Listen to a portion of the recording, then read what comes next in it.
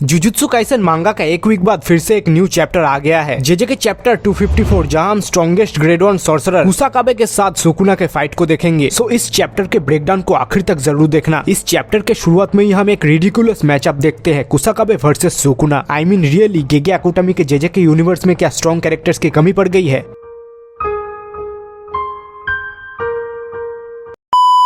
जब कुसाकाबे सुकुना के सामने अपना new sword style simple domain open कर लेता है और अब वो अपना evening moon sword drawing use करने के लिए रेडी है। एक स्वॉर्ड ड्राइंग टेक्निक, वो भी मेरे खिलाफ, जो ऐसे ही तुम्हारे तरफ हवा में स्लैश अटैक्स कर सकता है। एक एंटी डोमेन टेक्निक की तरह एक सिंपल डोमेन बस एक डोमेन के श्योरिट इफेक्ट को नेगेट कर सकता है, लेकिन ये ओपोनेंट के कर्स टेक्निक को न्यूट्रलाइज नहीं कर सकता। लेकिन एक डोमेन कितना भी सिंपल हो, फिर भी ये एक डोमेन ही है। जब कुसाकाबे आगे बोलता है ये डोमेन मेरा कर्स टेक्निक को बूस्ट करेगा और सुकुना के टेक्निक को वीक करेगा, जब अचानक सुकुना अपने स्लैशेस से कुसाकाबे पे हमला कर देता है। लेकिन टू बी सरप्राइज, कुसाकाबे सुकुना के स्लैशेस को अपने स्वॉर्ड से इवेट कर देता है। जब कुसाकाबे रिवील करता है कि वो अपने डोमेन के अंदर किसी भी चीज को ऑटोमेटिकली इंटरसेप्ट कर सकता है, जब सुकुना अचानक एक स्लैश अटैक बिल्कुल कुसाकाबे के मुंह के सामने करता है, जिसे कुसाकाबे किसी तरह ब्लॉक करके डॉज कर देता है। इसी इंसिडेंट से कुसाकाबे की गांड फट के चार हो जाती है, क्योंकि सुकुना ने बिना कुछ मूवमेंट किए ही ये अटैक किया था। गेस करो इसके बाद कौन सा अटैक आएगा? जो सुन के कुसाकाबे का और ज्यादा फट जाता है, क्योंकि वो सोचता है कि सुकुना अब अपना वर्ल्ड स्प्लिटिंग डिसमेंटल यूज करने वाला है। इसके बाद फिर से हम फ्लैशबैक में चले जाते हैं, जहां नानामी, मेमे और गोजो कुसाकाबे के बारे में कुछ न कुछ बात बोल रहे होते हैं। अगर मैं सच बोलूं तो रॉ स्ट्रेंथ में मैं खुद को या नानामी को कुसाकाबे के ऊपर रखूंगी। मैं ये नहीं बोलूंगा कि मैं उसे फाइट जीतते हुए इमेजिन कर सकता हूँ, लेकिन उसे फाइट हारते हुए इमेजिन करना और ज्यादा मुश्किल है। उसने बस स्वॉर्ड को मास्टर ही नहीं किया, उसके पास टेक्निक के बहुत सारे वेरिएशंस है। वो बैरियर टेक्निक्स को भी यूज कर सकता है और उसका जुजुत्सु का नॉलेज ही उसका स्ट्रेंथ है। और एक ऐसा सॉर्सरर है जिसे तुम अपने साथ चाहोगे अगर तुम किसी डेजर्टेड आइलैंड पे जा रहे हो। कुसाकाबे के पास एक सिंपल डोमेन है जो कि खुद में ही एक एस टेक्निक है। बिगिनर्स को नॉर्मली ये यूज करने के लिए बाइंडिंग वाव लेना होता है। जैसे मिवा अपने डोमेन को तभी एक्टिवेट कर सकती है जब उसके पैर जमीन पे अच्छे से लगे हो, प्लस उसके डोमेन का रेंज क्रेजी है। जब कुसाकाबे अपने सिंपल डोमेन को सुकुना तक एक्सपेंड कर देता है, इसने अपना सिंपल डोमेन का रेंज बढ़ा दिया है ताकि ये मुझे कर्स एनर्जी चार्जिंग अप करने से रोक पाए, जिससे मैं अपने टेक्निक का टारगेट एक्सपेंड नहीं कर पाऊंगा। जब हम फिर से फ्लैशबैक में मेमे को देखते हैं, new shadow sword draw fundamentally एक काउंटर मेजर था ओपोनेंट को पास लाने के लिए, लेकिन कुसाकाबे अपने डोमेन को एक्सपेंड करके खुद ओपोनेंट को अपने पास ला सकता है और उसके सिंपल डोमेन में आने के बाद वो किसी भी चीज को रोक सकता है। एक इंसान जो बिना कर्स टेक्निक के ग्रेड 1 सॉर्सरर बना है, वो ब्रेन से नहीं बल्कि हिम्मत से अटैक करता है और ऐसे लोगों को बिल्कुल भी हल्के में नहीं लेना चाहिए। जब हम देखते हैं कुसाकाबे अपने स्वॉर्ड ड्रॉ टेक्निक से सुकुना को चारों तरफ से काट देता है, मुझे एक सिंगल पर्सन ऐसा नहीं पता है जो इस अटैक को इवेट कर पाए। जब आखिर में लड़ते हुए कुसाकाबे का स्वॉर्ड ही टूट के बिखर जाता है, लेकिन वो फिर भी नहीं रुकता। वो सुकुना को एक जोरदार पंच और किक के साथ बहुत दूर भेज देता है और वो मन में ही सोचता है ये मैं नहीं हूँ, आखिर मैं क्यों इतना कोशिश कर रहा हूँ, ये सब यागा-सान की वजह से है। लेकिन वो अभी यहाँ पे नहीं है। आई गेस एक मरा हुआ आदमी कुछ नहीं बोल सकता, लेकिन अगर वो जिंदा होते तो वो शायद कुछ नहीं बोलते। अगर मैं फाइट नहीं करता तो भी नहीं, और वो मुझे, मेरी छोटी बहन और टाकरू को देखने से भी नहीं रोकते, लेकिन वो शायद उदास होते। इसकी वजह से नहीं कि मैंने फाइट नहीं किया, बल्कि इसलिए क्योंकि वो और मैं अब एक साथ फाइट नहीं कर पाएंगे। इसके बाद हम फिर से गोजो, नानामी और मेमे को देखते हैं जो एक साथ बोलते हैं, सबसे बड़ा रीजन है मैं कुसाकाबे को चुनूंगा उसके कंप्लेनिंग के बावजूद, क्योंकि वो एक दयालु इंसान है। जब फाइट में कुसाकाबे अपने ब्रोकन ब्लेड में ही कर्स एनर्जी डाल के सुकुना पे हमला कर देता है, सुकुना समझ जाता है कि कुसाकाबे अपने ब्लेड से उसके डैमेज हार्ट पर एम करना चाहता है, जिसे सुकुना आराम से अपने 2 उंगली से ही रोक लेता है। जिसके अगले पेज में ही हम कुसाकाबे को आधमरा होकर रास्ते में पड़े हुए देखते हैं, जिसे बचाने के लिए मेमे का भाई उयुई आता है। लेकिन तभी अचानक उसके पीछे से सुकुना प्रकट हो जाता है। अब तुम मुझे बहुत ज्यादा डिस्टर्ब कर रहे हो। और तभी सुकुना अपने क्लीव से उयुई पे अटैक कर देता है। जब बैटलफील्ड में एक न्यू प्लेयर आके उयुई को बचा लेता है, जो और कोई नहीं मिगेल है।